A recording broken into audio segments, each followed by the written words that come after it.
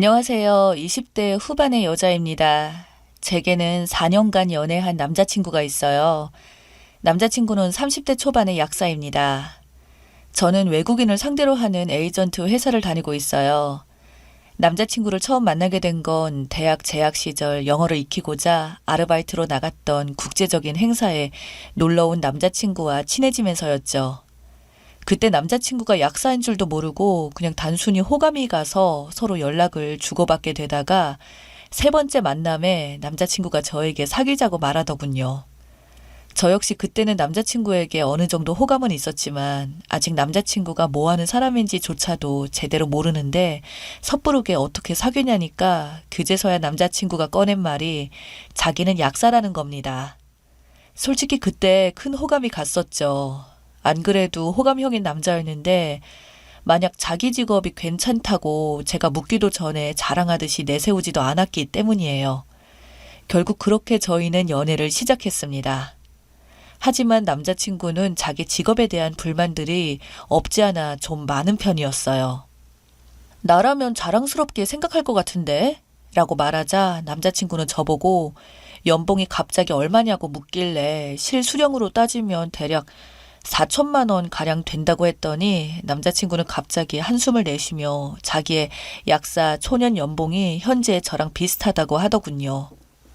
자리 좋은 곳이나 더 바쁘고 힘든 곳으로 가게 되면 500에서 600 정도는 받는데 사실 이거 받자고 그 공부를 한 것도 아니고 그 전에도 만나던 사람들이나 지인들에게 약사라고 말하면 우와, 돈 많이 벌겠다. 전문직이다. 어쩌고 저쩌고 하지만 실상은 전문직이라 말하기 민망할 정도로 돈을 적게 번다고 하더군요.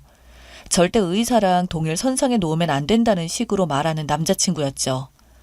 저는 그런 쪽으론 생각을 못 해왔던지라 사람들이 생각하는 약사가 돈 많이 번다는 인식은 도대체 어디에서 나온 거냐니까 약사 하면 주 5일 근무하면서 한 달에 잘릴 위험 없이 300에서 500 번다고 하니까 그런 거 아니겠냐며 아니면 진짜 돈 많은 집은 권리금 주고 병원 안 약국하면서 엄청난 돈을 벌어들인다는데 그것도 사실 의사 월급에 비교할 바는 못 되고 특히 그냥 민간 병원 앞에 엄청난 권리금 내고 들어갔다가 약국만 여러 개 늘어나면서 적자를 내는 약국들도 있다며 자기 같은 경우는 집도 좀 가난해서 현실적으로 약국 차릴 형편도 못 되고 사람들이 생각하는 약사 이미지와 자신의 약사와는 너무나도 다르기에 그냥 어디 가서 자랑거리처럼 내세우지 않는 거라고 하네요.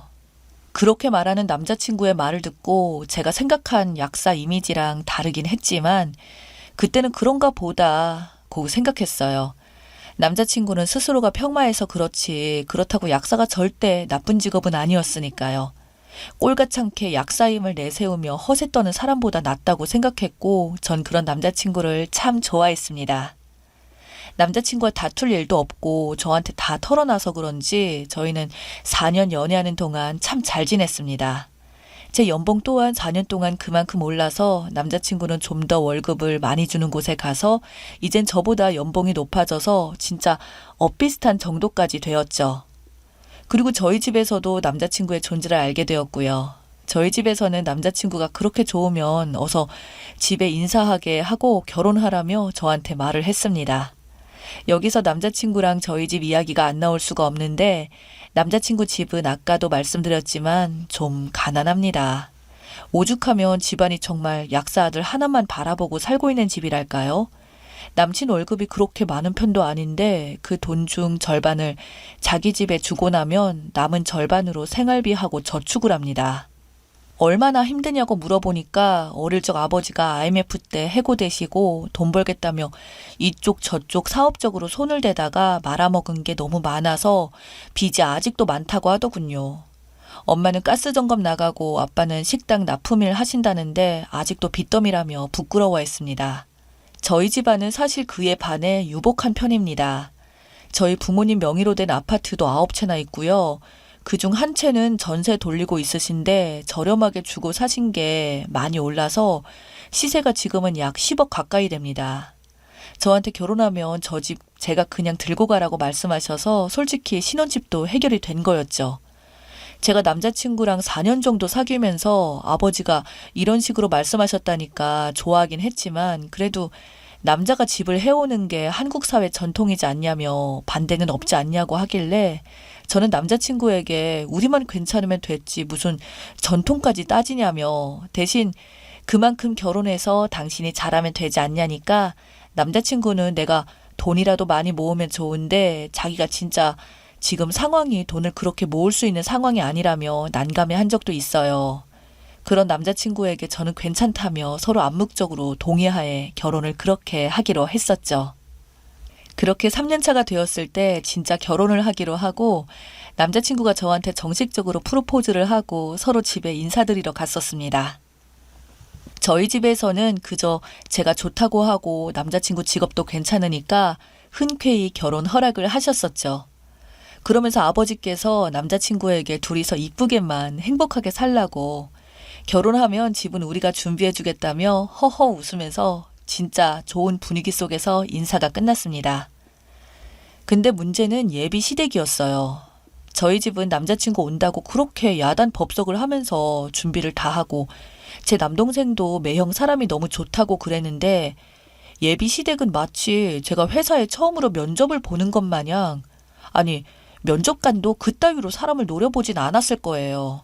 정말 대놓고 아기를 가지고 저를 쳐다보면서 엄청 불편한 분위기를 만들더라고요.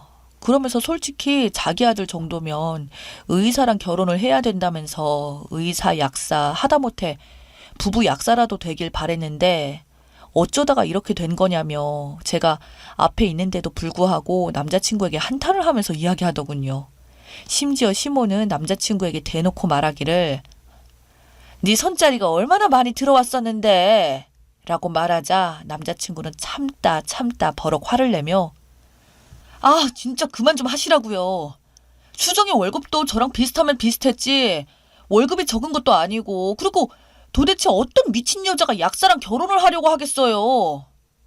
그러자 예비 시모는 뚫린 입이라고 그러냐고 왜 없겠냐며 하물며 간호사랑 결혼하는 마당에 옆에 있는 누구는 이번에 의사나 결혼한다던데 어쩌고 저쩌고 말하자 남자친구가 그쪽은 여자가 약사고 남자가 의사라면서 반대로 엄마는 제가 의사인데 약사 며느리 드린다면 좋아하겠냐니까 그때서야 시모는 똥 씹은 표정을 하며 말을 알아듣더군요. 농담이 아니라 이 모든 대화를 저한테 말 한마디 걸지도 않고 예비 시모가 남자친구한테 제가 있는 자리에서 대놓고 했던 대화입니다. 저는 정말 그 자리에서 가시방석의 죄인 마냥 눈치 보면서 앉았었고요. 그러더니 마지못해 시아버지가 입을 열어서 그럼 결혼하면 어떻게 할 거냐고 우리 형편에 사실 도움을 줄 수도 없고 결혼식 비용조차도 없다니까 그거 저희 둘이서 모은 돈으로 해결하겠다고 사실 신혼집을 저희 부모님이 해주시기로 했다고 하니까 갑자기 안색이 좀 밝아지시더니 그제서야 저한테 흥미를 가지시고 이것저것 물어보더군요. 물론 그 흥미가 저희 집 재산에 대한 흥미인 건 누가 봐도 뻔했습니다. 제가 그날 너무 기분이 나빠서 인사를 마치고 나와서 남자친구에게 결혼을 좀 다시 생각해보자고 말하자 남자친구는 저에게 제발 그러지 좀 말라고 자기도 너무 힘이 든다며 눈물까지 흘리는 남자친구를 보니 제 마음이 순간 다 아파져서 그냥 어기적 결혼식에 대한 부분은 진행되고 있었어요. 근데 이게 가면 갈수록 가관인 겁니다.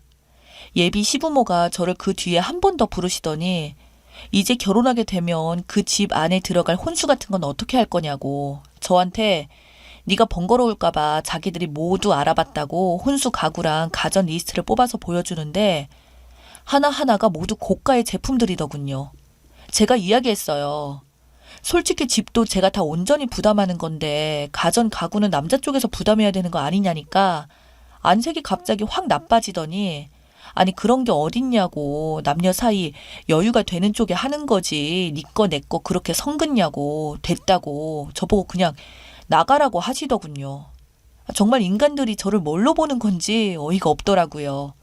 생각하면 할수록 너무 화가 나서 남자친구에게 자초지종을 얘기했더니 남자친구는 말하기 그냥 앞으로 자기 집에 오지 말라고 결혼을 하더라도 필요할 때 말고는 오지 말라고 왜 우리 부모님 집에 나한테 말없이 가서 혼자 스트레스를 받고 나한테 화를 내냐고 남자친구인 나조차도 그런 경우 없는 소리하는 사람 같아 보이냐고.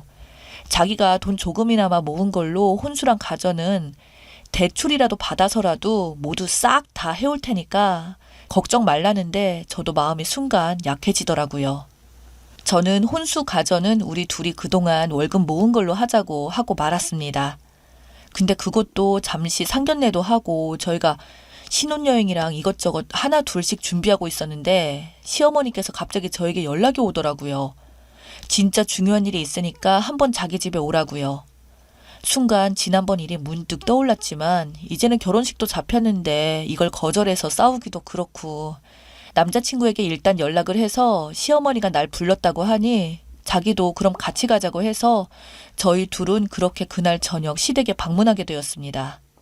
이번에는 웬일인지 저에게 식사 한번 제대로 안 해주던 예비 시모가 갈비찜까지 해놓고 기다리더군요.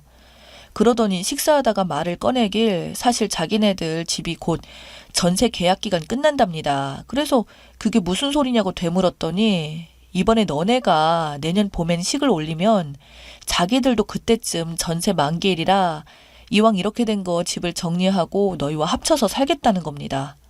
저는 처음에 진짜 무슨 말인지 도무지 이해를 못했어요. 그래서 한참을 멍하니 생각해보다가 설마 같이 살자는 말씀이냐고 조심스럽게 여쭤봤더니 시모는 저에게 그렇지, 바로 그거지.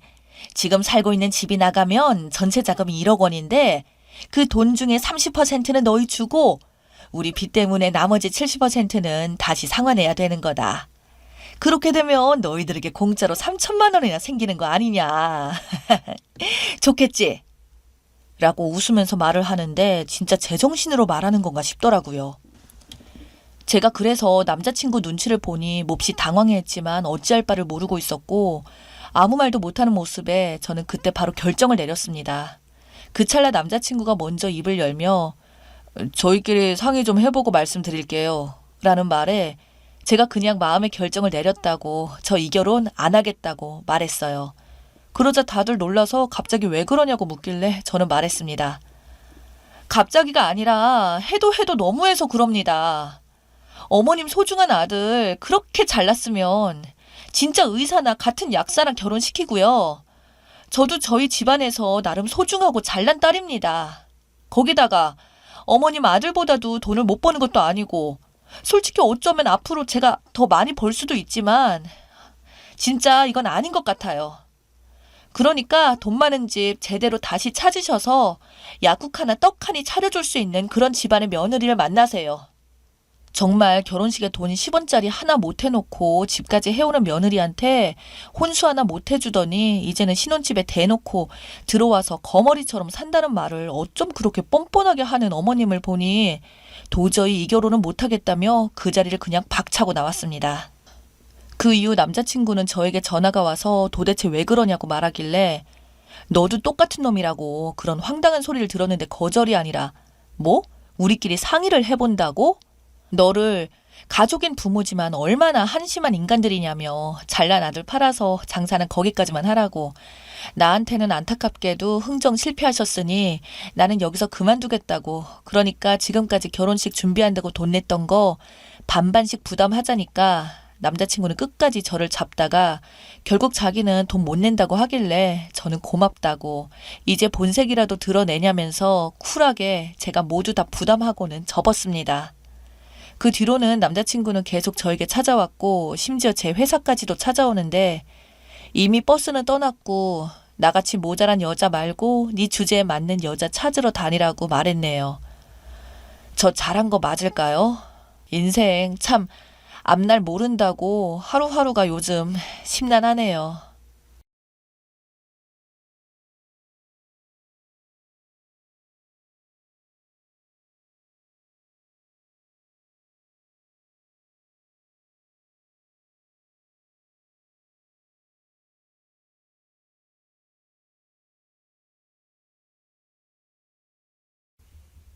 안녕하세요. 결혼 3년차 29살에 100일 된 아들을 둔 엄마입니다.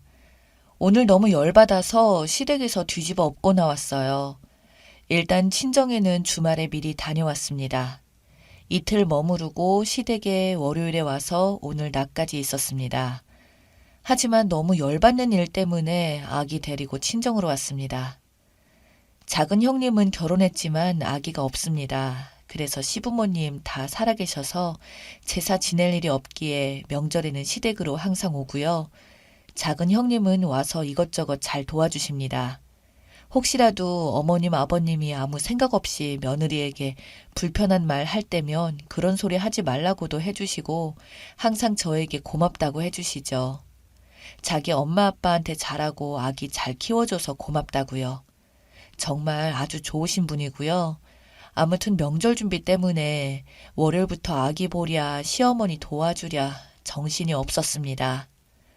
아기는 모유 수유 중이라 도와드리다 울면 맘마주고 그러다 잠들면 또 가서 도와드리고 그렇지만 아기가 낮에 잠을 안 잡니다. 그래도 옆에서 전복 의자에 앉혀놓고 도와드릴 건 최대한 도와드렸습니다. 정 안 된다 싶으면 아기 아빠한테 봐달라고 하고요. 근데 아기를 종일 보는 것도 아니고 남편은 TV 볼 거 다 보고 놀면서 잠깐 애 봐주는 건데도 힘들다 그러길래 아빠가 아기를 봐야지 누가 봐? 그럼 오빠가 엄마 도와드려. 내가 애 볼게. 이러니까 그제야 군말 없이 봐주더라고요. 그리고 처먹고 나자빠져 자고 그래도 참았습니다. 시어머니 앞에서 큰 소리로 싸우기 싫어서요. 오늘 새벽 6시부터 일어나서 제사상 차릴 거 준비하고 있었죠. 근데 뭐 하나를 제가 잘못했는데 시어머니가 그러시더라고요. 너는 여태 그런 것도 못하냐? 이런 것도 못하면서 우리 아들 밥이나 잘 차려주겠어? 우리 아들 점점 말라가는 것 좀 봐. 하시더라고요. 여기서도 참았습니다. 어른이니까 마음에 안 들 수도 있겠거니 하고 기분은 좋지 않았지만 넘어갔죠. 아무튼 제사 지내고 식구들끼리 다 같이 밥을 먹었습니다. 밥 먹고 치우고 설거지 하려면 찰나에 아기가 울어서 맘마주려고 가는데 시어머니가 그러시더라고요. 우리 손주가 참 효자네. 엄마 일 안 시키려고 때마침 오네. 예, 너는 좋겠다. 아들 덕에 일 안 해서. 덕분에 우리 딸만 죽어나게 생겼네. 이러시더라고요. 여기서 쌓였던 게 좀 터져서 시어머니에게 말했습니다. 어머님, 제가 여기 와서 일을 안 했던 것도 아니고 할 수 있는 건 최대한 하고 월요일부터 와서 설거지하고 밥 먹은 자리도 치우고 요리할 수 있는 거 다 했는데 뭐가 일을 안 해서 좋다는 거예요? 이러니까 버르장머리 없다고 대든다고 싹수 없다고 하더라고요. 보통 시어머니가 며느리한테 할 수 있는 말인가요, 이게? 그래서 저 싹수 없는 게 아니고 맞는 말 했는데 뭐가 문제예요? 라고 대들었습니다. 그러니까 신랑이 우리 엄마한테 뭐 하는 거야? 당장 사과해. 라고 소리치더라고요. 거기서 완전 열받아서 그랬습니다. 너는 우리 집에 가서나 여기 와서나 처먹고 손 하나 까딱 안 하는 주제에 무슨 자격으로 그런 소리를 해? 그렇다고 네가 애를 잘 봐주기를 하냐? 그렇다고 나한테 고맙다고 하기를 하냐? 당연히 해야 할 일도 안 하는 주제에 나불대지 마. 그랬습니다. 그러니까 시어머니가 얘가 남편에게 무슨 말버릇이야? 라고 소리 지르길래 어머니, 남편도 남편다워야 대접을 받고 사는 거예요. 요새 이런 남편 데리고 사는 멍청한 여자 없어요. 정 그러시면 데리고 사세요. 저는 이제 필요 없으니까요. 라고 했습니다. 시어머니 그대로 아무 말 못하시고 멍하니 쳐다만 보시고 남편은 우리 엄마한테 무슨 예의 없는 행동이냐 그 소리만 하길래 내 새끼는 내가 데리고 살 테니까 너는 네 엄마 아끼고 살아. 그러고 나왔습니다. 따라 나와서 왜 그러냐 하길래 엄마나 모시고 살라 그랬습니다. 지금 저희 친정 집 앞에서 전화 오고 카톡 오는데 모른 체 하고 있어요. 아까는 엄마 편에 서서 말할 수밖에 없었다. 미안하다. 앞으로는 안 그러겠다. 뻔한 소리만 하고 있습니다. 저희 부모님도 큰 집에 가셔서 아직 안 오셨는데 이따 오시면 어떻게 될지 모르겠네요. 부모님 오시면 분명 들어가라 할 텐데 이 상황을 어떻게 말씀드려야 할지 물론 저도 시어머니한테 대들었다는 것에 몸이 떨릴 정도로 무섭기도 한데 그동안 쌓인 게 폭발한 것 같습니다. 아기 낳은 게 벼슬은 아니지만 온전히 제 몸도 다 돌아오지 않았는데 며느리라고 신경도 안 써주시고 종부리듯 하는 게 너무한 것 같습니다. 그렇다고 말이라도 다정하게 해주는 것도 아니고 딸과 며느리 구분하면서 대놓고 저러시니 잘하려는 마음이 있다가도 없어지고 화가 납니다. 그렇다고 남편이라도 다독여주며 남편 의지라도 하지. 저는 몸도 성하지 않은데 마음마저 갈기갈기 찢긴 기분이에요. 본인은 목감기만 걸려도 목이 칼칼하다며 약 좀 가져와라. 차 좀 끓여달라. 생 난리를 치면서 자기 아기까지 낳아준 저한테 배려라고는 찾아볼 수 없는 남편이 너무 꼴보기 싫습니다. 평생 이렇게 살기는 싫은데 이혼만이 답일까요? 3년 후 후기예요. 글을 쓴 지 얼마 안 된 것 같은데 시간이 벌써 3년쯤 흘렀네요. 문득 생각이 나서 그날의 기억을 더듬어 봅니다. 제가 친정집에서 화를 삭히고 있을 무렵 저희 집 앞에서 기다리고 있던 신랑이 저희 부모님과 딱 마주쳤죠. 그래서 부모님이 왜 여기 서 있냐고 하니까 저랑 싸워서 그랬다고 했다더군요. 부모님이 집으로 데리고 들어왔습니다. 외출하고 들어오시다가 부모님도 무슨 상황이냐고 놀라고 당황하셨을 것 같습니다. 그리고 저한테도 자초지경을 물어보길래 있는 사실 그대로 말씀을 드렸죠. 남편이란 사람이 자기 자식 보는 것도 귀찮아하고 나는 시댁 가서 전 부치고 설거지하고 상 차리고 치우고 엉덩이 붙일 시간도 없이 일했어. 몸이 부서지는 기분이었지만 그래도 최대한 며느리 노릇하려고 했고 바닥 치우려고 할 때 아기가 울어서 수유하려 가려고 했는데 시어머니가 나한테 우리 손주가 참 효자네. 엄마 일 안 시키려고 때 맞춰 우네. 얘 너는 좋겠다. 아들 덕에 일 안 해서. 덕분에 우리 딸만 죽어나가게 생겼네. 이렇게 말씀하셨고 거기에 화가 나서 받아쳤더니 버르장머리 없고 싹수 없다고 했어. 그리고 오빠가 시어머니 편들면서 나한테 사과하라고까지 했어. 라고 이렇게 있는 그대로의 사실을 다 말씀드렸습니다. 그러니까 저희 부모님 화가 머리끝까지 나셔서 자네는 집에 가서 먹고 자고 놀기만 했나? 우리 딸 하녀처럼 부려먹으려고 시댁 데리고 간 건가? 애 낳은 지 3개월밖에 안 된 애를 저렇게까지 부려먹은 게야? 혹시나 혼났다 해도 도와주고 편들어 주지 못할 망정. 내가 오서방 잘못 본 것 같다. 이럴 거면 우리 딸이랑 이혼해. 시댁 가서 하녀처럼 일하라고 애지중지 키워서 시집 보낸 거 아니다. 버럭 역정을 내셨어요. 평소에 엄마가 그런 모습을 보이신 적이 없어서 남편도 많이 당황한 것 같더라고요. 아빠도 평소에는 남편을 엄청나게 챙겼는데 이날은 눈도 마주치지 않고 한숨만 쉬셨습니다. 남편은 뭐 죄송합니다 란 말밖에 다른 말을 할 줄 모르더라고요. 그리고 시어머니 전화번호도 알려달라고 그래서 알려줬습니다. 그러니 엄마께서 직접 전화하시더라고요. 사돈 어른, 저희 딸한테 버릇없고 싹수 없다고 하셨다고요? 남의 집 귀한 딸인데 막말하시는 거 아닙니다. 사돈 아들이 귀하면 남의 자식도 귀한 거고요. 당장 우리 딸한테 사과하세요. 안 그러면 애들 이혼시킬 테니. 그리고 사돈께서도 딸이 계시면서 어떻게 애 낳은 지 얼마 안 된 애한테 그렇게 일을 시킵니까? 막말로 제 딸이 할 일이 아니라 오서방 집안일 아닙니까? 그럼 오서방이 제사 음식 차리는 게 맞지 않습니까? 여태 가서 이런 취급받고 살았다는 사실에 더 화가 나니 긴말 않겠습니다. 더 이상은 내 딸 그 집에 못 보내니 애들 이혼시키겠습니다. 라고 하셨습니다. 시어머니께서는 저희 엄마께 그러셨다네요. 저도 화가 나서 말을 막 한 거지. 며느리가 미워서 그런 건 아닙니다. 앞으로는 며느리를 딸처럼 생각하겠습니다. 라나 어쨌다나 그렇게 말씀을 하셨다네요. 근데 저희 엄마께서는 필요 없고 애들 이혼시키겠습니다. 하고는 끊었습니다. 시어머니 바로 저한테 연락 오길래 차단해버렸고요. 더는 보기도 싫고 대꾸하기도 싫고 해서요. 그리고선 신랑한테 집에 가라고 하셨습니다. 더는 오서방 얼굴도 보기 싫으니 당장 나가게. 그러니 신랑이 잘못했다고 싹싹 빌더라고요. 엄마는 다 필요 없으니까 가라는 말씀을 하셨습니다. 그리고 부모님께서는 방에 들어가셨고요. 저한테 잘못했다고 한 번만 용서해달라고 하더라고요. 그치만 이대로는 안 되겠다 싶어 이혼 서류 떼서 보낼 테니 작성해서 가지고 오라고, 얼굴 보고 싶지 않으니 가라고 했습니다. 그러니 신랑은 계속 잘못했다고, 앞으로 절대 안 그러겠다고, 앞으로 당신만 생각하고 내 편이 되겠다고 하더라고요.